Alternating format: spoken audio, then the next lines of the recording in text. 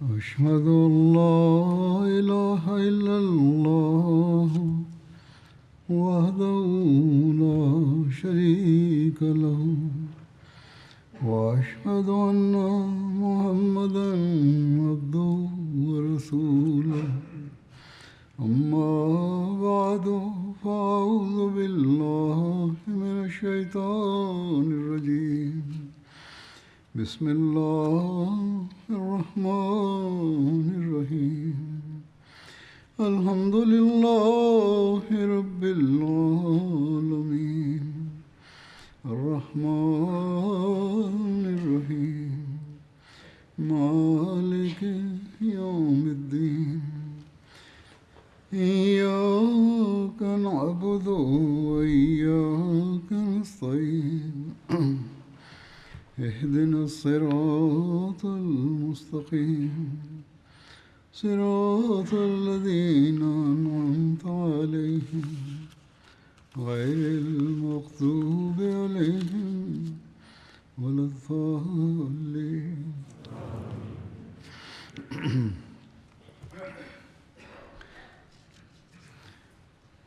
ಕೆಲವು ಜುಮಾಗಳಿಗೆ ಮುಂಚೆ ಮಕ್ಕಾ ವಿಜಯದ ಕುರಿತು ಆರಂಭಿಕ ಪ್ರಸ್ತಾವ ಮಾಡಿದ್ದೆ.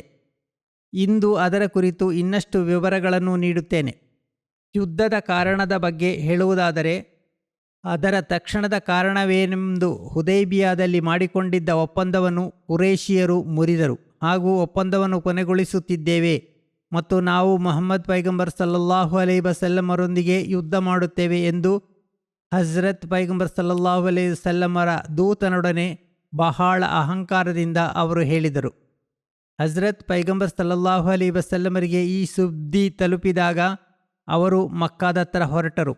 ಅವರ ಒಪ್ಪಂದ ಭಂಗದ ವಿವರ ಹೀಗಿದೆ. ಹುದೈಬಿಯಾ ಸಂಧಿ ನಡೆದಾಗ ಅರಬ್ ಗೋತ್ರದಲ್ಲಿ ಇಷ್ಟವುಳ್ಳವರು ಹಜರತ್ ಪೈಗಂಬರ್ ಸಲ್ಲಲ್ಲಾಹು ಅಲೈಹಿ ವಸಲ್ಲಮರೊಂದಿಗೆ ಒಪ್ಪಂದ ಮಾಡಿಕೊಳ್ಳಬಹುದು ಮತ್ತು ಇಷ್ಟವುಳ್ಳವರು ಕುರೈಶಿಯರೊಂದಿಗೆ ಒಪ್ಪಂದ ಮಾಡಿಕೊಳ್ಳಬಹುದು ಎಂಬ ಒಂದು ಷರತ್ತು ಇತ್ತು. ಅದರಂತೆ ಮಕ್ಕಾದ ಸುತ್ತಮುತ್ತ ವಾಸವಾಗಿದ್ದ ಬನು ಬಕರ್ ಮತ್ತು ಬನು ಕಜಾ ಗೋತ್ರಗಳಲ್ಲಿ ಬನು ಕಜಾದ ಗೋತ್ರ ಹಜರತ್ ಪೈಗಂಬರ್ ಸಲ್ಲಲ್ಲಾಹು ಅಲೈಹಿ ವಸಲ್ಲಮರೊಂದಿಗೆ ಒಪ್ಪಂದ ಮಾಡಿಕೊಂಡಿತು ಮತ್ತು ಅದರ ವಿರೋಧಿ ಗೋತ್ರವಾದ ಬನು ಬಕರ್ ಕುರೈಶಿಯೊಂದಿಗೆ ಒಪ್ಪಂದ ಮಾಡಿಕೊಂಡಿತು. ಹೀಗೆ ಎರಡು ಗೋತ್ರಗಳು ಪರಸ್ಪರ ಹೋರಾಟದಿಂದ ಮುಕ್ತವಾದವು. ಇಸ್ಲಾಮಿಗೆ ಮುಂಚೆ ಬನು ಕಜಾ ಮತ್ತು ಬನು ಬಕರ್ ನಡುವೆ ಯುದ್ಧವಿತ್ತು. ಅವರಲ್ಲಿ ಬನು ಬಕರ್ ಒಬ್ಬ ಕಜಾ ಗೋತ್ರದ ವ್ಯಕ್ತಿಯನ್ನು ಕೊಂದಿದ್ದರು ಹಾಗೂ ಬನು ಕಜಾದವರು ಬನು ಬಕರ್ ಗೋತ್ರದ 3 ಜನರನ್ನು ಕಾಬಾದ ಸಮೀಪ ಕೊಂದಿದ್ದರು. ಬನು ಬಕರ್ ಗೋತ್ರ ಮತ್ತು ಬನು ಕಜಾ ಗೋತ್ರಗಳ ನಡುವೆ ಯುದ್ಧಗಳು ನಡೆಯುತ್ತಿದ್ದ ಕಾಲದಲ್ಲಿ ಹಜರತ್ ಪೈಗಂಬರ್ ಸಲ್ಲಲ್ಲಾಹು ಅಲೈಹಿ ವಸಲ್ಲಮರು ಪ್ರವಾದಿಯಾಗಿ ನಿಯೋಜನೆಗೊಂಡರು. ಹೀಗೆ ಜನರು ಇಸ್ಲಾಮಿನ ಬಗ್ಗೆ ಮಾತನಾಡಲು ಆರಂಭಿಸಿದರು. ಒಂದು ಹೊಸ ವಿಷಯ ಅವರ ಮುಂದೆ ಬಂದ ಕಾರಣದಿಂದ ಅದರ ಬಗ್ಗೆ ಮಾತುಕತೆಗಳು ಶುರುವಾದವು. ಹೀಗೆ ಉಭಯ ಗೋತ್ರಗಳು ಪರಸ್ಪರ ಯುದ್ಧ ಮಾಡುವುದರಿಂದ ಹಿಂದೆ ಸರಿದರು. ಆದರೆ ಅವರ ಹೃದಯಗಳಲ್ಲಿ ಕೋಪ ಮತ್ತು ದ್ವೇಷವು ಹಾಗೆಯೇ ಅಡಗಿದ್ದವು. ಹಿಜರಿ 8 ಶಹಬಾನ್ ತಿಂಗಳ ಹುದೈಬಿಯಾ ಒಪ್ಪಂದಕ್ಕೆ 22 ತಿಂಗಳುಗಳು ಕಳೆದಿದ್ದವು. ಬನು ಬಕರ್ ಒಬ್ಬ ವ್ಯಕ್ತಿಯು ಹಜರತ್ ಪೈಗಂಬರ್ ಸಲ್ಲಲ್ಲಾಹು ಅಲೈಹಿ ವಸಲ್ಲಮರ ವಿರುದ್ಧ ಅವಹೇಳನಕಾರಿ ಕವನವನ್ನು ಹಾಡಿದನು.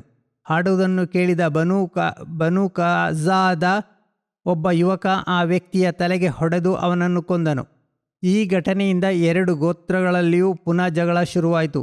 ಮೊದಲಿನಿಂದಲೂ ಉಭಯ ಗೋತ್ರಗಳ ನಡುವೆ ಹಗೆ ಇದ್ದ ಕಾರಣ ಅದು ಮತ್ತಷ್ಟು ಹೆಚ್ಚಾಯಿತು.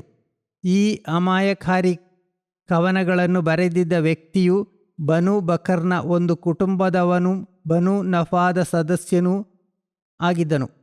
ಆ ಕವಿಯನ್ನು ಬನು ಕಜಾದ ಒಬ್ಬ ಯುವಕ ಗಾಯಗೊಳಿಸಿದಾಗ ಬನು ಬಕರ್ ಗೋತ್ರದ ಬನು ನಫಾಸ ಕುಟುಂಬದವರು ಕುರೈಶಿಯರಿಂದ ಬನು ಕಜಾ ಗೋತ್ರದ ವಿರುದ್ಧ ಹೋರಾಡಲಿಕ್ಕೆ ವ್ಯಕ್ತಿಗಳು ಮತ್ತು ಆಯುಧಗಳ ನೆರವನ್ನು ಕೋರಿದರು. ಅಬು ಸುಫಿಯಾನ್ ಹೊರತುಪಡಿಸಿ ಕುರೈಶಿಯರ ಉಳಿದವರು ಅವರಿಗೆ ಸಹಾಯ ಮಾಡಲು ಒಪ್ಪಿಕೊಂಡರು. ಅಬು ಸುಫಿಯಾನ್ ಈ ಸಲಹೆಯನ್ನು ನೀಡಲಿಲ್ಲ ಮತ್ತು ಅವರು ಇದರ ಅರಿವು ಇರಲಿಲ್ಲ.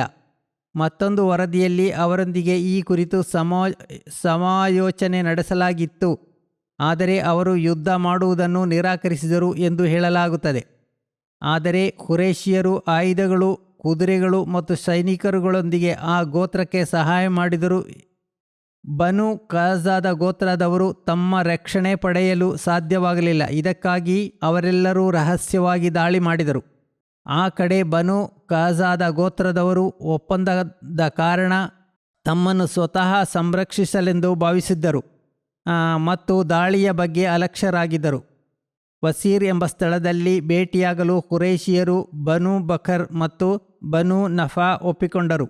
ಇದು ಮಕ್ಕಾದ ತಗ್ಗು ಪ್ರದೇಶವಾಗಿತ್ತು. ಬನು ಕಜಾದ ಗೋತ್ರದ ಮನೆಗಳು ಅದೇ ಸ್ಥಳಗಳಲ್ಲಿದ್ದವು. ವಿರೋಧಿ ಗುಂಪಿನವರು ನಿಗದಿತ ಸಮಯದಲ್ಲಿ ಅಲ್ಲಿಗೆ ಭೇಟಿ ನೀಡಿದರು. ಖುರೇಷಿಯರ ಮುಖಂಡರು ವೇಷ ಬದಲಿಸಿಕೊಂಡರು ಮತ್ತು ಮುಸುಕು ಹಾಕಿಕೊಂಡಿದ್ದರು. ಹಜರತ್ ಮುಸ್ಲಿಮ್ ಮೌದ್ ರಲಿಯಲ್ಲಾಹು ಅನ್ಹು ಸಹ ಐತಿಹಾಸಿಕ ದೃಷ್ಟಿಕೋನದಿಂದ ಇದನ್ನು ವಿವರಿಸಿದ್ದಾರೆ. ಅವರು ಹೀಗೆ ಬರೆದಿದ್ದಾರೆ: ಹೇಗಾದರೂ ಮುಸ್ಲಿಮರನ್ನು ದಾಳಿಯಿಂದ ತಡೆಯಲಿಕ್ಕೆ ಮಕ್ಕಾದವರು ಅಬು ಸುಫಿಯಾನ್ರವರನ್ನು ಮದೀನಾಕ್ಕೆ ಕಳಿಸಿದರು. ಹುದೈಬಿಯಾ ಸಂಧಿಯ ವೇಳೆ ತಾನು ಅಲ್ಲಿ ಇರದಿದ್ದ ಕಾರಣ ಹೊಸದಾಗಿ ಒಪ್ಪಂದ ಮಾಡಿಕೊಳ್ಳಬೇಕು ಎಂದು ಅಬು ಸುಫಿಯಾನ್ ಮದೀನಾಕ್ಕೆ ತಲುಪಿ ಹಜರತ್ ಪೈಗಂಬರ್ ಸಲ್ಲಲ್ಲಾಹು ಅಲೈಹಿ ವಸಲ್ಲಮರ ಮೇಲೆ ಒತ್ತಡ ಹಾಕಲು ಪ್ರಾರಂಭಿಸಿದರು. ಆದರೆ ಅವರ ಮಾತಿಗೆ ಹಜರತ್ ಪೈಗಂಬರ್ ಸಲ್ಲಲ್ಲಾಹು ಅಲೈಹಿ ವಸಲ್ಲಂ ಯಾವುದೇ ಉತ್ತರ ನೀಡಲಿಲ್ಲ, ಏಕೆಂದರೆ ಉತ್ತರಿಸುವುದರಿಂದ ರಹಸ್ಯಗಳು ಬಯಲಾಗುವ ಸಾಧ್ಯತೆ ಇತ್ತು. ಅಬು ಸುಫಿಯಾನ್ ಹತಾಶೆಯ ಸ್ಥಿತಿಯಲ್ಲಿ ಗಾಬರಿಗೊಂಡು ಮಸೀದಿಯಲ್ಲಿ ನಿಂತು ಹೀಗೆ ಘೋಷಿಸಿದನು: ಎಲೈ ಜನರೇ, ನಾನು ಮಕ್ಕಾದವರ ಪರವಾಗಿ ನಿಮ್ಮೆಲ್ಲರಿಗೂ ಹೊಸದಾಗಿ ಶಾಂತಿಯನ್ನು ಘೋಷಿಸುತ್ತೇನೆ. ಈ ಮಾತು ಕೇಳಿ ಮುಸ್ಲಿಮರು ಅವರ ಮೂರ್ಖತನಕ್ಕೆ ನಕ್ಕರು. ಹಜರತ್ ಪೈಗಂಬರ್ ಸಲ್ಲಲ್ಲಾಹು ಅಲೈಹಿ ವಸಲ್ಲಮರು ಹೇಳಿದರು: ಎಲೈ ಅಬಿ ಸುಫಿಯಾನ್, ಈ ಮಾತುಗಳನ್ನು ನೀನು ಏಕಪಕ್ಷವಾಗಿ ಹೇಳುತ್ತಿದ್ದೀಯಾ? ನಾವು ನಿನ್ನೊಂದಿಗೆ ಯಾವುದೇ ಅಂತಹ ಒಪ್ಪಂದ ಮಾಡಿಕೊಂಡಿಲ್ಲ. ಈ ಘಟನೆಯನ್ನು ಹಜರತ್ ಮುಸ್ಲಿಮ್ ಮೌದ್ ರಲಿಯಲ್ಲಾಹು ಅನ್ಹು ತನ್ನ ಶೈಲಿಯಲ್ಲಿ ಹೀಗೆ ಬರೆಯುತ್ತಾರೆ.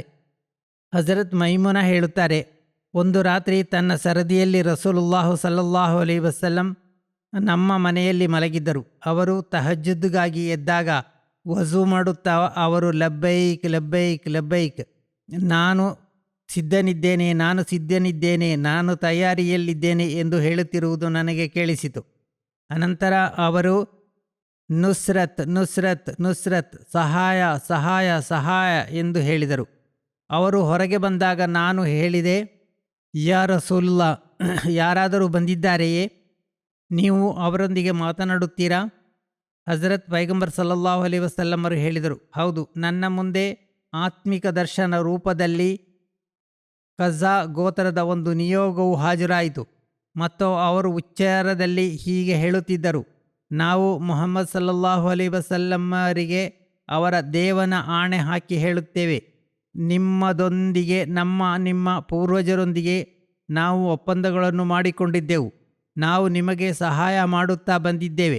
ಆದ್ದರಿಂದ ಕುರೈಶಿಯರು ನಮ್ಮೊಂದಿಗೆ ಮಾಡಿದ ಒಪ್ಪಂದವನ್ನು ಮುರಿದಿರುವರು ಮತ್ತು ರಾತ್ರಿ ಸಮಯದಲ್ಲಿ ನಮ್ಮ ಮೇಲೆ ದಾಳಿ ಮಾಡಿ ನಮ್ಮನ್ನಲ್ಲಿ ಕೆಲವರನ್ನು ಸಜ್ದಾದಲ್ಲಿದ್ದಾಗ ಮತ್ತು ಕೆಲವರು ರುಕುವಿನಲ್ಲಿದ್ದಾಗ ನಮ್ಮನ್ನು ಕೊಂದರು.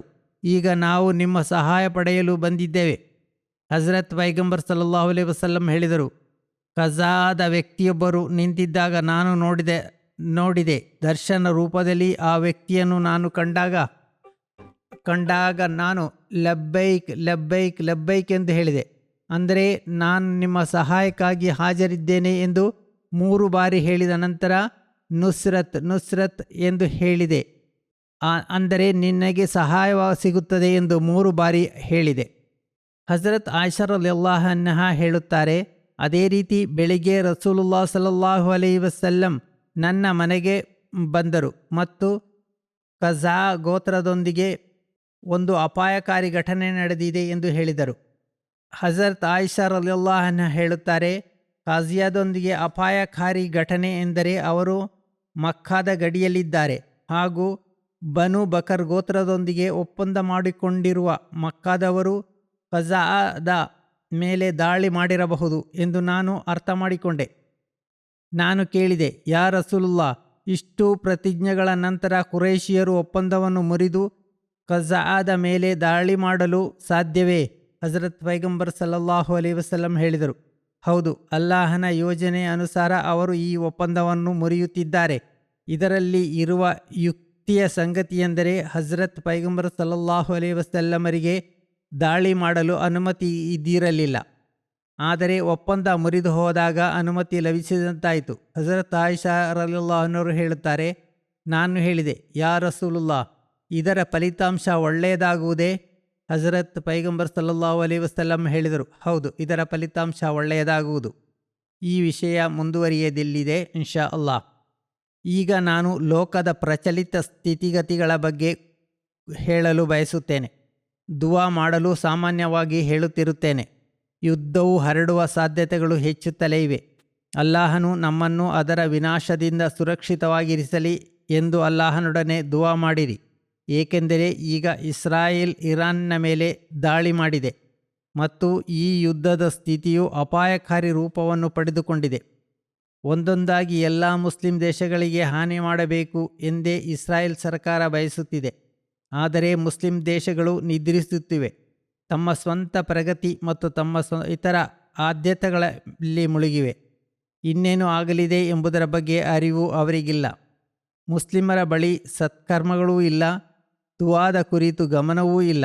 ಇಂತಹ ಸ್ಥಿತಿಯಲ್ಲಿ ಉಂಟಾಗಬಹುದಾದ ಹಾನಿಯ ಬಗ್ಗೆ ಊಹಿಸಲು ಕೂಡ ಸಾಧ್ಯವಿಲ್ಲ. ಅಲ್ಲಾಹನು ಅವರಿಗೆ ಬುದ್ಧಿ ನೀಡಲಿ. ಅವರು ಈ ಬಗ್ಗೆ ಗಮನ ಹರಿಸಿಕೊಂಡು ಒಗ್ಗಟ್ಟಾಗಿರಲು ಪ್ರಯತ್ನಿಸುವಂತಾಗಲಿ. ಅವರು ಆ ಪಂಗಡದವರು, ಇವರು ಈ ಪಂಗಡದವರು ಎಂದು ಹೇಳಿಕೊಂಡು ಪರಸ್ಪರ ಸಹಾಯ ಮಾಡದೇ ಇರುವುದು ಸರಿಯಲ್ಲ. ಎಲ್ಲ ದೇಶಗಳು ಅಪಾಯದಲ್ಲಿವೆ. ಏಕೆಂದರೆ ಅಲ್ ಕುಫ್ರ್ ಮಿಲ್ಲತುನ್ ವಾಹಿದ್, ಅವಿಶ್ವಾಸಿಗಳು ಒಂದೇ ಜನಾಂಗ ಆಗಿಬಿಟ್ಟಿದ್ದಾರೆ. ಈಗ ಮುಸ್ಲಿಮರು ಕೂಡ ಉಮ್ಮತೆ ವಾಹಿದ, ಒಂದೇ ಸಮುದಾಯ ಆಗಬೇಕಾಗಿದೆ. ಆಗ ಮಾತ್ರ ಪಾರಾಗುವರು. ಇಲ್ಲದೆ ಬೇರೆ ದಾರಿ ಇಲ್ಲ. ಅಲ್ಲಾಹನು ಎಲ್ಲ ಅಮಾಯಕರನ್ನು, ಪೀಡಿತರನ್ನು ದೊಡ್ಡ ನಷ್ಟದಿಂದ ರಕ್ಷಿಸಲಿ. ನಾವು ಪ್ರಾರ್ಥನೆಗಳ ಕಡೆಗೆ ಹೆಚ್ಚು ಗಮನ ಹರಿಸಬೇಕು. ಅಲ್ಲಾಹನು ನಮಗೆ ಅದರ ಸೌಭಾಗ್ಯವನ್ನು ಕರುಣಿಸಲಿ. ಆಮೀನ್.